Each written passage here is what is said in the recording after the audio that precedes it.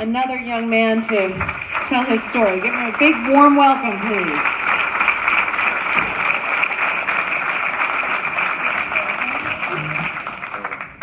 Yeah, if you can hear me from here.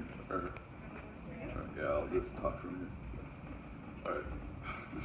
Hey, everybody.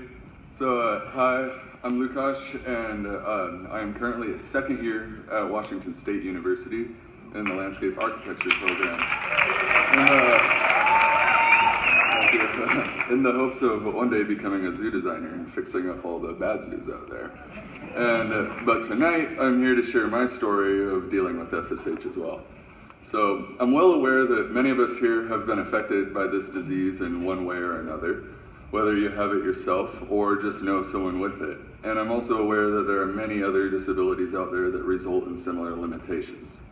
But for those of you who don't have any of these limitations, see, you may think you know what it feels like, but I don't know that you know that for sure.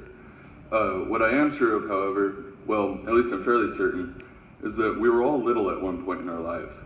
And we all had that learning experience of being put in timeout. And yeah, the way I see it is like this.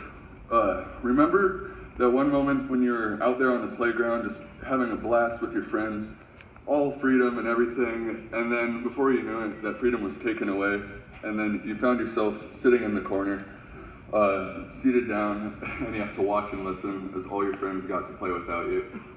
And whether you're guilty of the punishment or not, you still felt very undeserving of it. And that's what FSH feels like to me. See, when I was a kid, I was really active, I was very physically fit, and I was like the most active kid I knew. I was always climbing trees, I was swinging from them as well, running around, doing everything all the other kids could do, but all the time and as much as I possibly could.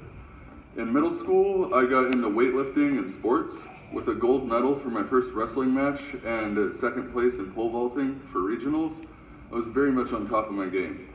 And then in freshman year of my high school career, my physical actions and my muscle growth began to seemingly get harder. Then this continued to get worse for me as time passed. Now I can't even lift my arms over my head or muster the strength for a single push-up.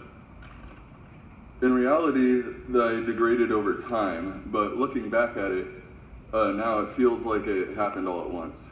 During my junior year of high school, I was diagnosed. That was when I got put in timeout. Ever since then, I've had to sit in the corner and watch as all the other kids got to play. Well, I can do nothing about it, it feels like. Sometimes a kid will run up to me and ask me why I'm in timeout.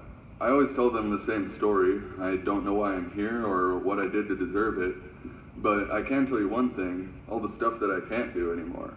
And that's being allowed to play with all of you guys. Then, as usual, they say that they're sorry to hear it, and then they carry on their way. Now, I not only use this story in the form of a metaphor about timeout because it's somewhat relatable, but because the one thing I know about timeout, as much of an eternity as it feels like, it doesn't last forever. And tonight we're all here to help those kids get back on the playground with everybody else. Thank you for coming and thank you for listening to me. Thank you, Lukas. And where are you from? Leavenworth, Washington.